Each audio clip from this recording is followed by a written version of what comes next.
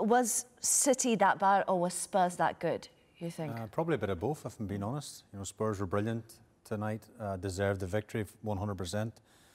And Man City were poor for their standards. You know, 5 defeats on a row. When have you ever thought that would happen under Pep Guardiola? Any other manager would be under severe pressure. He signed a new contract this week, so he's got lots of credit, of course, he has in the bank. Yeah.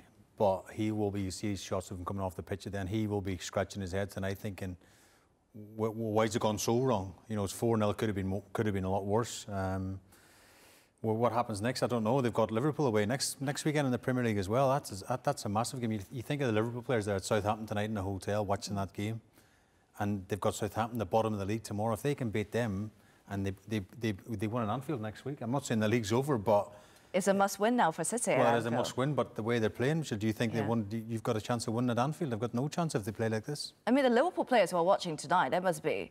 Yeah, they'll be thinking, oh. They'll be at dinner this evening, all together, watching it, absolutely having the best meal of their lives, knowing tomorrow, top versus bottom, a fantastic opportunity for them. But like I touched on before, I just wonder whether that fear factor has gone from Manchester City now. Everybody else coming up against them, no, they're not invincible. No, they're not that Manchester but City. But surely that doesn't disappear over just a couple of games. Do you know what?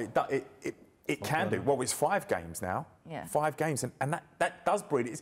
Because it's only a tiny amount of respect that you have to lose. And as a player coming up against the Manchester United team that we would play against, it's like a split second of, oh, that's Ronaldo. Oh, that's Giggs. It's a split second. And giving those guys that opportunity means that they can get their head up a little longer, an extra pass, an extra touch, whatever it may be. And if you lose it, it makes a big, big difference. Are they in crisis? Because prior to 4 losses in a row in all competitions, Haaland came out to say prior to the game, it's not that bad. 4 losses in a row. It's 5 now a crisis. This is as close as a crisis you're going to get, I think, for Manchester City. It really is. And again, I know the people who are not Man City fans will be all buzzing and singing about it because they've been so dominant over the last number of years. But I think what it does show, they're human beings and they are affected confidence-wise as well. They're in a real blip. They're in a real low form. You know, the confidence is low. You know, when we talked about Haaland at half-time, his chances he would normally score but didn't. They just look a bit flat. I don't know what it is. They've looked flat for a while now, and there were signs. There were signs, definitely. I mean, we talked about Rodri and we spoke about the new contract for Pep, and we thought, you know, a big light show before the game as a feel-good factor around the club to try and give them that lift with the news of Guardiola staying. But you know, it's the opposite effect. They've really, it's a really tough afternoon for them. And we have spoken about Rodri, but they are world-class players. The 11 that are out there are world-class players. Missing one shouldn't make that much difference. On a consistent basis, it shouldn't be happening.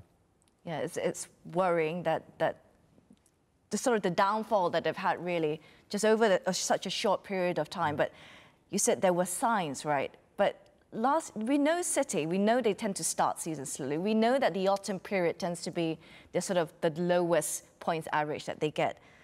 But is this season really different? Like, what is it about them that sort of puts your head to think, okay, City could be real trouble this season? When you watch them, is it the lack of desire and the pressing intensity? For me, it's the pressing intensity. Okay.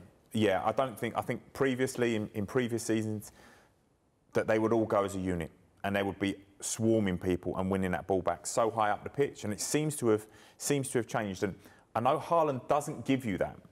Haaland doesn't do that role like they have done in previous years, or it's not his game. He is, don't get involved until that ball comes into the box.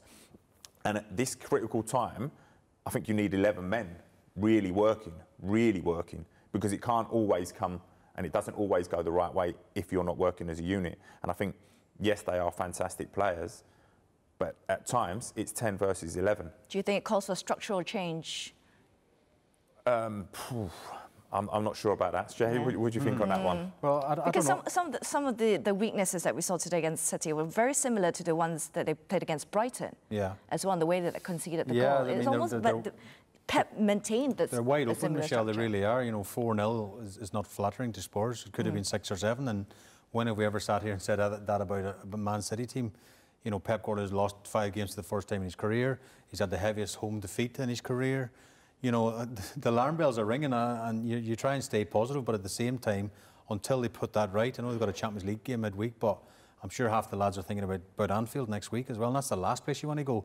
If you're in a real rut, the last place you want to go in the Premier League is Anfield, because the atmosphere there, and again, if Liverpool can win tomorrow at Southampton, you know, you can only imagine what it's going to be like at Anfield next week. It's going to be absolutely bouncing. And I think there's reason. I mean, De Bruyne's coming back from injury, Grealish's come back from injury, Rodri's out. I mean, Alvarez wasn't replaced. He was sold in the summer, not replaced. His goals are going to miss. I'm trying to think of any other people. Phil Foden, we spoke about at half-time, is not the Phil Foden of last season. There's lots of different reasons why they're in this rut.